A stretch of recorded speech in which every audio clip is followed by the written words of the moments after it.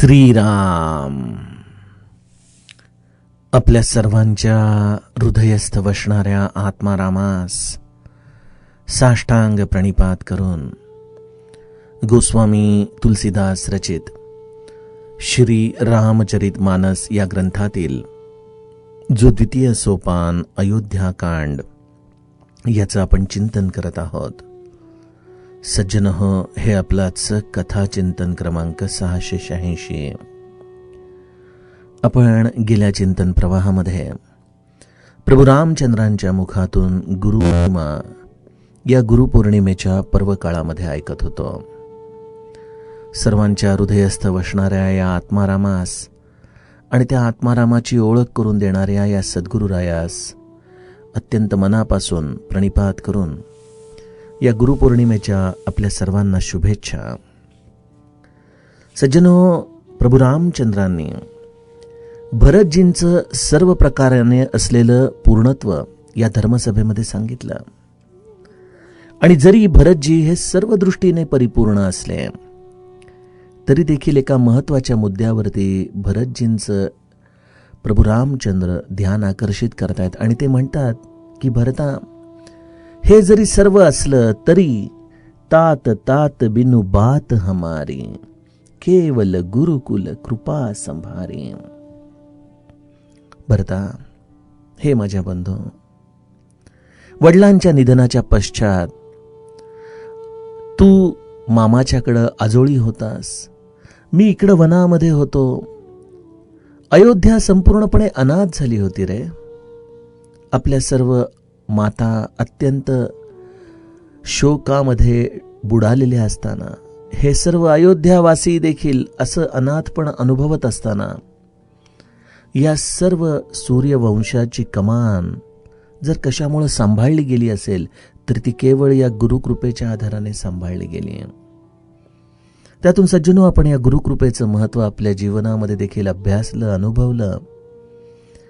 आणि त्यातून प्रभू रामचंद्र भरताला एक अत्यंत महत्वाची गोष्ट सांगतायत की या गुरुकृपेच्या आधाराने आपल्यावरती आलेली ही एवढी मोठी आपत्ती, परंतु त्यामधून आपण निभावून गेलो.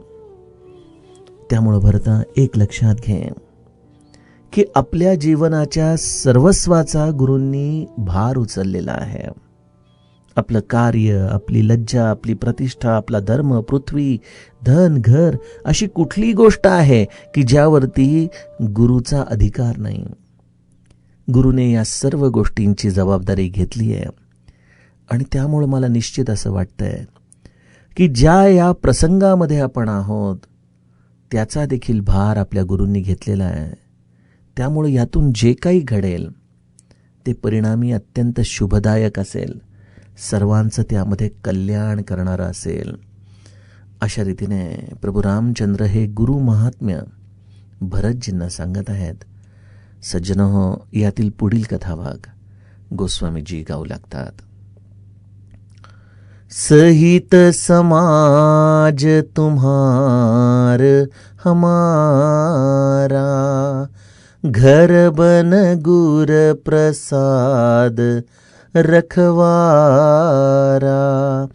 मातु पिता गुर स्वामी निदेसु, सकल धर्म धरनी धर सेसु.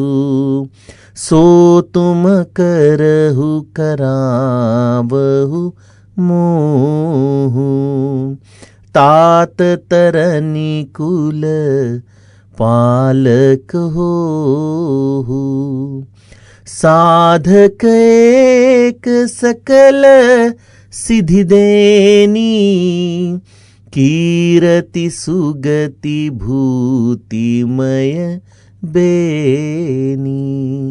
सो बिचारी सही संकटु भारी, करहु प्रजा परिवारु सुखारी.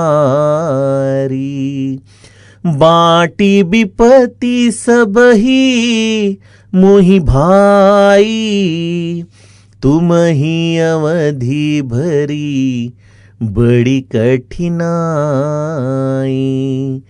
जानी तुम्हि मृदु कहूँ कठोरा, कुसमयता तन अनुचित मोरा। हो ही कुठाय सुबंधु साए, ओडिय ही हाथ असनिहु के घाए। सेवक कर पद नयन से, मुख सो साहिबु होई। तुलसी प्रीति की रीति सुनी, सुख बिसराहि सोई। सियावर रामचंद्र प्रिय हो।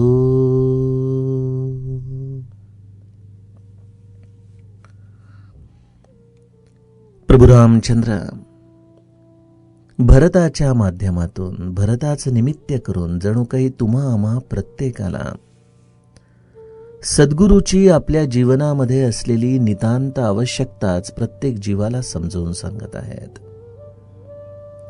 ज्या पद्धतीने प्रभू रामचंद्र वनवासात आहेत, त्यांचा तसा थेट नियंत्रण अयोध्येच्या कुठल्याही घटनेवरती नाही, परंतु मुनी वसिष्ठ तिथं आहेत आणि मुनी वसिष्ठ या सर्व अयोध्येचा सांभाळ ज्या निभूतीने करतायत, त्याचप्रमाणे सज्जनो जीवाच्या देखील अंतःकरणात प्रभू रामचंद्र आहेत, परंतु त्याची त्याला जाणीव नाही. ते कुठेतरी आपल्या या चित्तरूपी वनामध्ये एकांतामध्ये आहेत आणि त्यामुळं आपल्या जीवनामध्ये जे काही घडत आहे त्याचा थेट नियंत्रण प्रभू रामचंद्रांच्या प्रेरणेने आपले सद्गुरू आपल्या जीवनामध्ये करत असतात. आणि हे सूत्र जर आम्हाला कळालं तर आपल्याला गुरुर ब्रह्मा गुरुर विष्णू गुरुर्देवो महेश्वरा गुरुच साक्षात परब्रह्म तस्मै श्री गुरवे नमः या वचनाचा खरा अर्थ कळेल की आमच्यासाठी गुरु हे सर्व काही आहे. गुरुच आमचं ब्रह्मा विष्णू महेश, गुरुच हे साक्षात परब्रह्म आहे. कारण आमच्या जीवनामध्ये या वनामध्ये असलेल्या निबिड एकांतामधून रामराया देखील गुरूंच्या माध्यमातूनच सर्व कृपा आपल्याला देत असतो.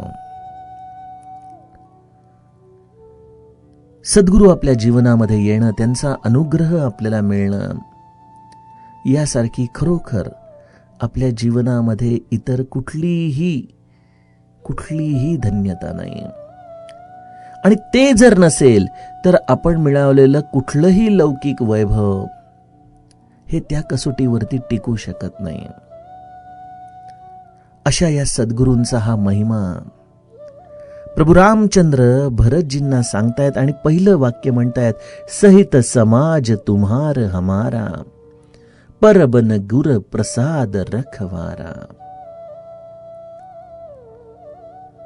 या सद्गुरूंच्या अनुग्रहानेच भरता घरामध्ये काय किंवा वनामध्ये काय, माझा तुझा या समस्त समाजाचा सांभाळ, त्याचं रक्षण जर कोणी केलं असेल तर या गुरुच्या अनुग्रहाने केलेलं आहे. बघा, प्रत्यक्ष भगवंत जो खरं तर स्वयंपूर्ण आहे, परंतु प्रभू रामचंद्र जेव्हा स्वतःच्या या सर्व पुरुषार्थाचं श्रेय, स्वतःच्या रक्षणाचं श्रेय हे सद्गुरूंच्या अनुग्रहाला देतात, तिथं तुम्हा आम्हा सारख्या सामान्यांसाठी दुसरा काही पर्याय आहे का हो? असं हे गुरुचं विलक्षण महात्म्य प्रभू रामचंद्र स्वतःच्या मुखाने या गुरुपौर्णिमेच्या पर्व काळात सांगतात. यापेक्षा वेगळा तो अनुग्रह आम्हाला गुरुपौर्णिमेचा काय राहणार.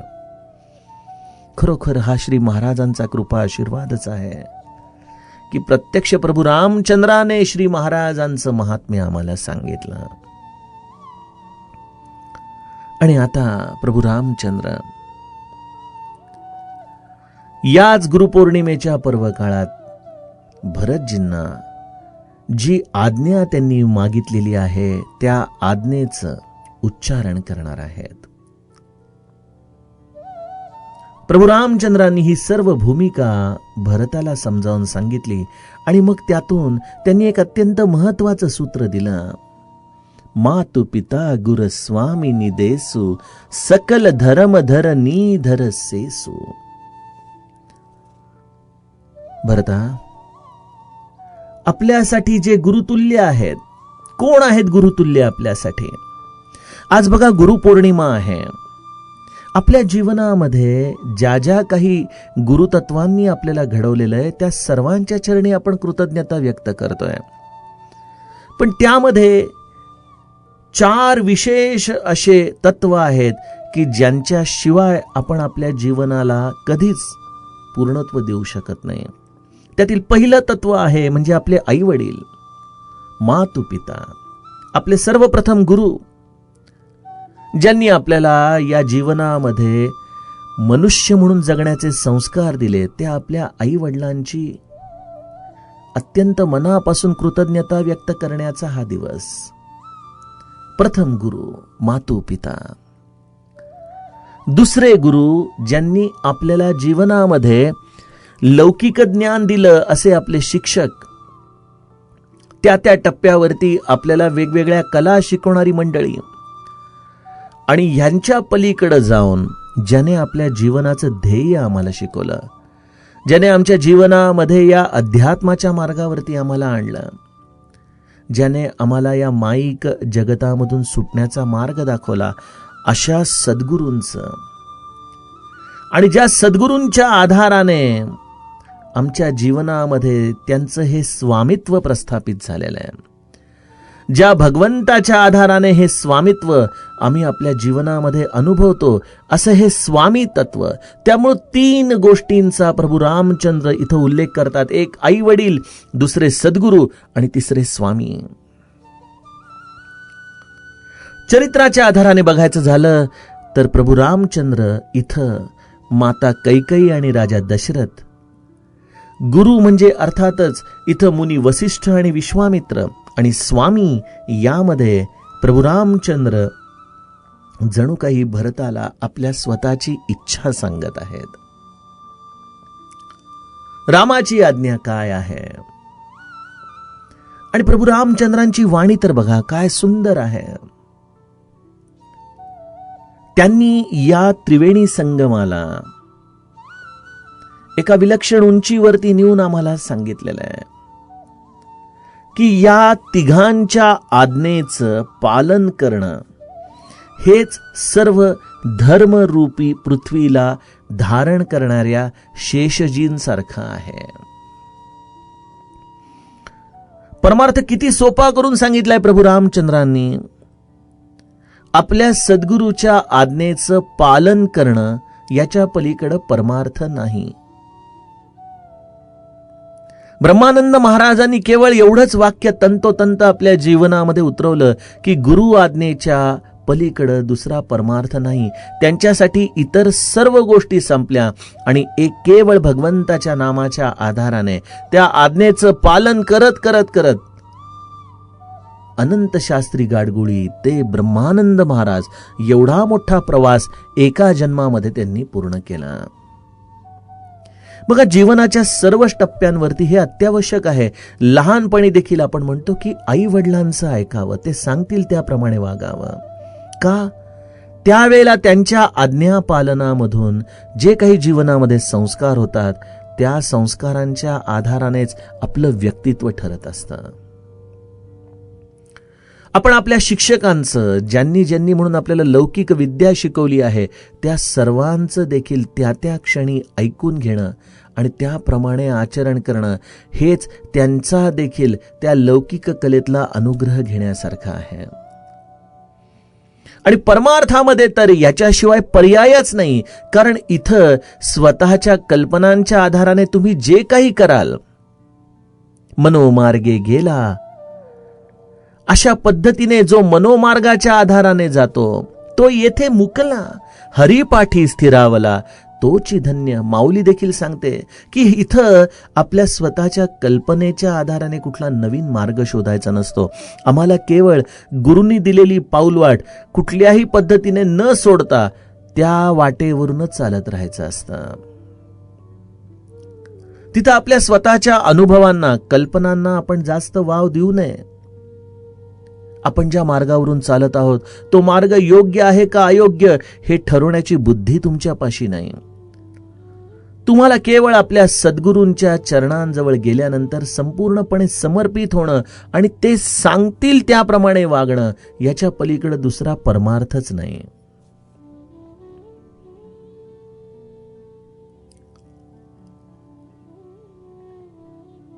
सर्व गुरुपौर्णिमेचं सार या 2 शब्दांमध्ये आहे, गुरु आज्ञापालन. गुरु आज्ञापालन, बस.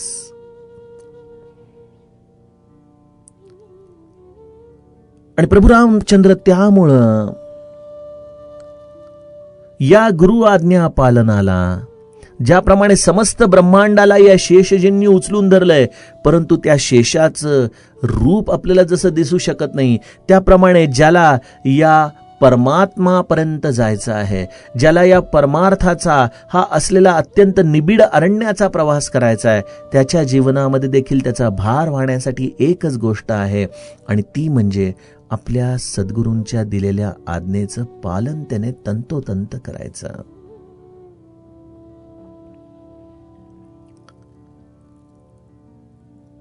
आणि त्यामुळे प्रभू रामचंद्र भरताला जणू काही विनंती करतायत की भरता, सो तुम करहु करावहु मोहू, तात तर निकुल पालक होहु. हे भरता, तू देखील आपल्या आई वडिलांची, आपल्या सद्गुरूंची आणि आपल्या स्वामींची आज्ञेचं पालन कर आणि माझ्याकडून देखील तेच करून घे. आणि अशा पद्धतीने तू खऱ्या अर्थाने या सूर्यकुलाचं रक्षण करशील.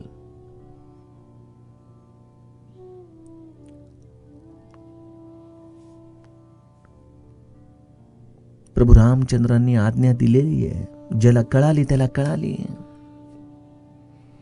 गुरु हा कधी स्पष्ट कित्येकदा आपल्याला सांगत नाही, परंतु ज्याला त्या शब्दांच्या आतमध्ये दडलेला भावार्थ कळतो त्याला आणखीन गोष्टी विस्ताराने सांगायची गरज पडत नाही. केवळ आई वडील, सद्गुरू आणि स्वामी यांच्या आज्ञेचं तू पालन कर आणि माझ्याकडून देखील करून घे. आई वडिलांची आज्ञा आहे की रामाने वनात जावं, भरताने राज्य करावं. मुनी वसिष्ठ तिथं होते. मुनी वसिष्ठांनी देखील दिलेली ही मौन संमती, याचा अर्थ देखील त्या आज्ञेला मुनींचं देखील अनुमोदन आहे. आई वडिलांनी जरी, त्यात माता कैकेयीने जरी स्पष्ट सांगितलं असलं तरी राजा दशरथाचं ही मौनच असलेल्या या आज्ञेचं पालन मी करत आहे, ज्याला मुनी वसिष्ठांचं देखील मौन अनुमोदन आहे. आणि प्रभू रामचंद्र जरी आपल्या आई वडिलांची, जरी आपल्या गुरूंची इच्छा सांगत असले तरी भरताला अपेक्षा आहे की रामा, तुझी इच्छा काय आहे, तुझी इच्छा काय आहे.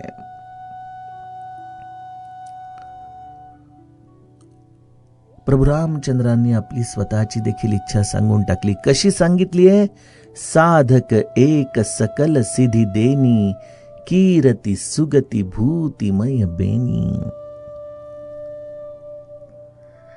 गोस्वामीजी आम्हाला पुन्हा एकदा प्रयागमध्ये घेऊन येतात, ज्या प्रयागमध्ये गंगा, यमुनेचा आणि सरस्वती मातेचा, या नद्यांचा हा प्रवाहाचा हा एक अत्यंत सुंदर संगम. त्या पद्धतीने या प्रयाग क्षेत्राचं जे ऐश्वर्य आहे, त्या ऐश्वर्याप्रमाणे ज्याला आपलं जीवन अत्यंत पावन करून घ्यायचं आहे, त्यासाठी प्रभू रामचंद्र साधकासाठी एक त्रिवेणी संगम सांगतात. आई वडील आपले सद्गुरू आणि आपले स्वामी यांचा हा त्रिवेणी संगम आहे. ही साधकासाठी एकच संपूर्ण सिद्धी देणारी त्रिवेणी संगमाची गोष्ट, ज्याच्यामुळे साधकाची कीर्ती वाढेल, त्याच्या या सद्गतीमयी आणि ऐश्वर्यमयी आयुष्याचं एक विलक्षण उंचीवरती ज्याला ती घेऊन जाईल, असा हा त्रिवेणी संगम. या त्रिवेणी संगमामध्ये आई वडिलांची आज्ञा ही गंगेसारखी पवित्र आहे. आपल्या गुरूंची आज्ञा ही यमुनेसारखी आहे. अशा या गंगा आणि यमुनेचं हे मिलन म्हणजे आई वडिलांची आज्ञा आणि मुनी वसिष्ठांची आज्ञा यांचा हा संगम झाला. मग सरस्वती कोण आहे? सरस्वती आहे स्वामींची इच्छा, अर्थात रामाची इच्छा, जी अत्यंत सुप्तपणे या त्रिवेणी संगमामध्ये येऊन मिसळते, ज्याचं दर्शन कोणाला होत नाही. आणि त्यामुळं प्रभू रामचंद्र भरताला जणू काही स्पष्ट निकाल देऊन टाकतात की भरता, ज्यामध्ये माझ्या आई वडिलांची इच्छा आहे, ज्यामध्ये माझ्या गुरूंची इच्छा आहे, त्यामध्येच या रामाची इच्छा सामावलेली आहे. आणि त्यामुळं त्या इच्छेनुसार तू मला वनवासाचा काळ हा 14 वर्षासाठी व्यतीत करू दे. आणि तू देखील 14 वर्ष अयोध्येमध्ये जाऊन आपल्या आई वडील आणि स्वामींच्या इच्छेप्रमाणे तिथल्या राज्यकारभाराचा जबाबदारीचा भाग घे. सज्जनो, बऱ्याचदा आपल्या जीवनामध्ये मनाविरुद्ध गोष्टी आपल्याला सहन करावे लागतात. आपण त्यावेळेला बऱ्याचदा आपल्या गुरूंना देखील बोलून जातो की अहो, माझी इच्छा काय होती याचा तरी थोडा विचार करायला हवा होता. परंतु जेव्हा या नदीसारखा काळाचा प्रवाह पुढे जातो आणि जेव्हा आपण मागं वळून पाहतो, तेव्हा वाटतं की उगीच त्यावेळेला श्री महाराजांना आपण एवढं बोललो, त्यांनी त्यावेळेला जे केलं ते किती चांगलं होतं याचं मला आज खऱ्या अर्थाने अनुभव येतोय.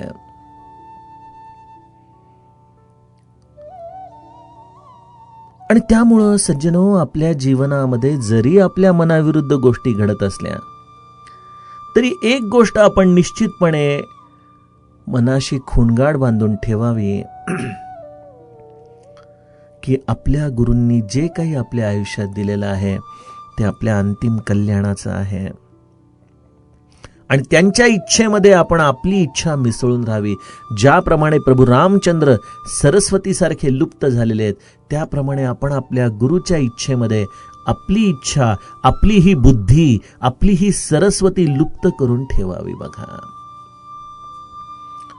आणि ज्याची इच्छा संपली, ज्याचं मागणं संपलं, जे काही तू करत आहेस ते योग्यच करत आहेस, हा ज्याचा भाव दृढ झाला, त्याच्यासाठी त्याचं जीवन हे त्रिवेणी संगमासारखं अत्यंत परम पावन स्थळ होऊन जातं.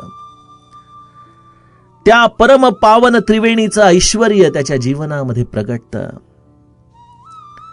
ज्यांनी ज्यांनी म्हणून आपल्या सद्गुरूच्या आज्ञेचं पालन अशा तंतोतंत पद्धतीने केलं, जिथं स्वतःच्या इच्छेला देखील त्यांनी ठेवलं नाही, त्यांच्याच जीवनामध्ये ही त्रिवेणी प्रगटली. आणि या त्रिवेणीच्या आधाराने त्यांच्या जीवनाला कीर्ती प्राप्त झाली. बघा, कल्याणा छाटी हा शब्द म्हणताच आजही त्या सज्जनगडावरती, त्या बुरुजावरून जेव्हा आपण खाली बघतो तेव्हा आपले पाय लटपटायला लागतात. कल्याण स्वामींनी कुठलाच विचार केला नाही आणि कल्याणा छाटी म्हणताच ज्या समर्थांच्या आज्ञेने त्यांनी खाली उडी मारली. मला सांगा, त्या एका प्रसंगामधून, या आज्ञा पालनाच्या एका विलक्षण कसोटीमधून कीर्ती कोणाची वाढलेली आहे?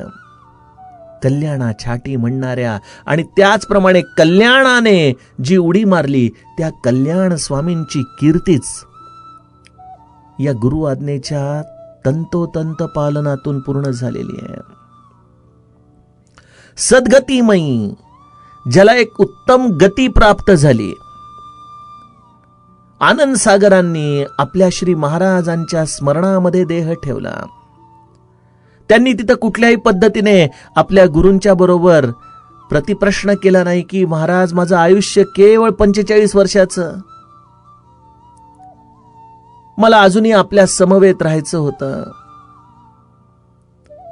परंतु त्यांनी आपल्या मनामध्ये एकच भाव धरला की जर मला कुठं पाहायचं असेल तर त्या ब्रह्मचैतन्यांच्या चरणांशी पहा, मी तिथंच आहे. अशी सद्गतीमयी आयुष्य हे आनंद सागरांना प्राप्त झालं. कशातून? सद्गुरूच्या आज्ञेचं तंतोतंत पालन करण्याचं हे फळ होतं.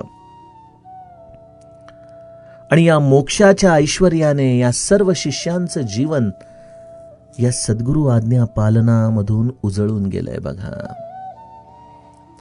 त्यामुळे सद्गुरूच्या आज्ञेचं पालन करताच भक्ताचं हृदय हे प्रयागासारखं त्रिवेणी संगममय होतं. आणि या त्रिवेणीचं ऐश्वर्य आहे कीर्ती, सद्गती आणि मोक्षरूपी ऐश्वर्य. हे सर्व काही घडतं, हे सर्व काही प्राप्त होऊ शकतं. आणि त्यामुळं भरताला प्रभू रामचंद्र अत्यंत सूचक शब्दांमध्ये सांगतात की भरता, आई वडील, गुरु आणि स्वामींच्या आज्ञेचं तू पालन कर आणि माझ्याकडून देखील करून घे. आणि त्याद्वारे तू अयोध्येमध्ये परत जावं, अयोध्येचा राज्यकारभार सांभाळावा. आणि मला जो हा तपस्वी वेशामध्ये विशेष उदासीन अवस्थेत 14 वर्षाचा वनवास दिलेला आहे, त्या धर्माचं आचरण करण्यासाठी तू मला सहाय्यभूत व्हावस. भरता, मी ही गोष्ट सांगत आहे, परंतु मी जाणतो रे, सो बिचारी सही संकट भारी, करहु प्रजा परिवार सुखारी. हा विचार कर, मी सांगितलेल्या गोष्टींवरती पुन्हा पुन्हा विचार कर. आणि त्यातून जे आत्ता तुला क्षणिक महान संकट वाटत आहे ना, ते महान संकट जरी तुला अत्यंत दुस्सह त्रास आत्ता देणार असेल तरी बाळा, प्रजेसाठी, परिवारासाठी या संकटाला तू आपल्या मस्तकी धारण कर. आणि या संकटाला केवळ एकटा सहन कर बर का.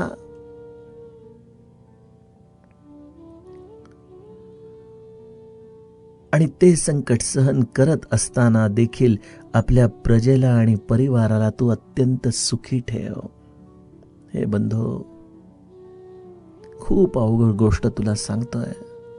अरे बघ, मी अयोध्येतून निघालो तर माझं दुःख सर्वांनीच वाटून घेतलं रे. लक्ष्मण माझ्या समवेत वनामध्ये आलेला आहे, सीता देखील माझ्या समवेत आलेली आहे. अनेक लोक माझ्यासाठी वेगवेगळ्या प्रकारचे अनुष्ठानं करतायत. प्रत्येक जण माझ्या या दुःखाचा वाटेकरी होतोय. माझं दुःख तर तुम्हा सर्वांनी वाटून घेतलेलं आहे, सर्वांनी.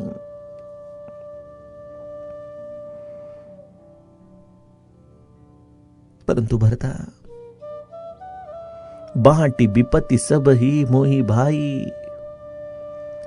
माझी विपत्ती तर सर्वांनी वाटून घेतलेली आहे, पण तुमही अवधी भरी बडी कठीणाई. पण या 14 वर्षाच्या या कालावधीमध्ये जरी माझं संकट या सर्वांनी वाटून घेतलं असलं तरी या 14 वर्ष तुझ्या वाटेला येणारं दुःख, तुझ्या वाटेला येणारं संकट हे मात्र वाटून घ्यायला तुझ्या समवेत कोणीच नाहीये. हे सर्व दुःख तुला एकट्याला सहन करावं लागणार आहे भरता.